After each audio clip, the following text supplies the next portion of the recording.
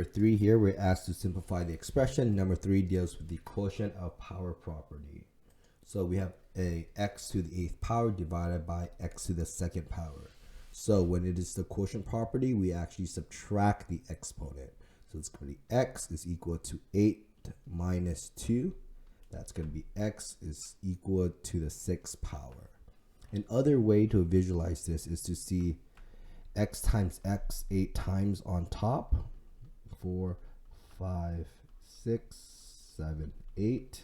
Then it's going to be divided by x times 2. So that's x times x here. Notice x over x cancels because it becomes the number 1. And this also cancels, leaving you with x times x times x times x times x times x, which is x to the 6. So that is the visualization of the quotient property.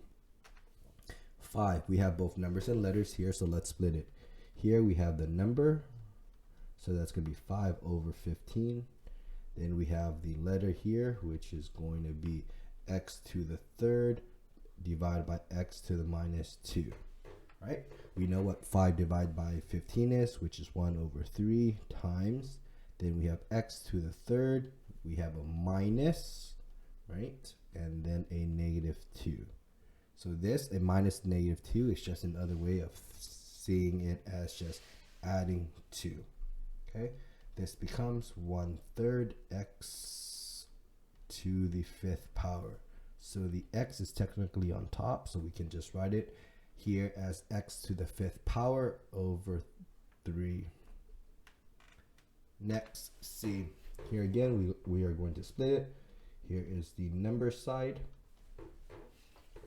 And we have negative 45 over 15 times the letter. And then we have x to the 3rd power divided by x squared times x to the 7th.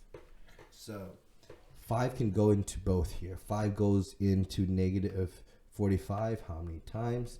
Looks like that is 7. No, that looks like that's 9 times. So negative 9 times goes into there. 5 goes into 15 3 times. Oh, so it looks like we can simplify that again. So this becomes a 1 and this becomes a 3. Okay, times.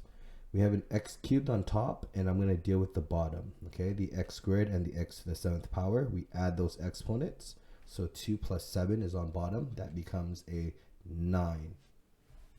All right. Now,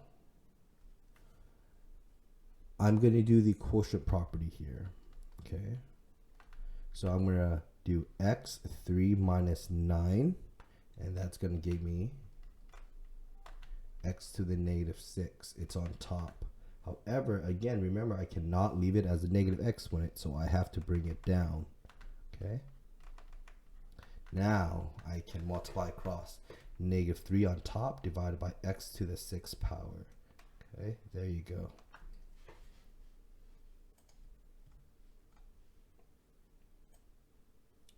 Letter D. Here we split out the numbers again. We have a 9 on top divided by negative 3. Then we have the letter.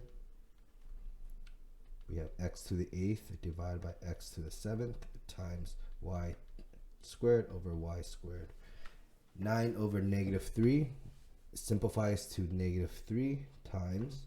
Here we have x to the 8, quotient property, so x to the 8 minus 7 times, this just becomes a 1. We know what 8 minus 7 is. That is just a 1.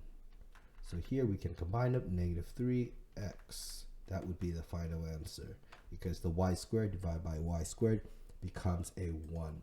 So there you go. That is how you use the quotient of power property to simplify an expression of exponents.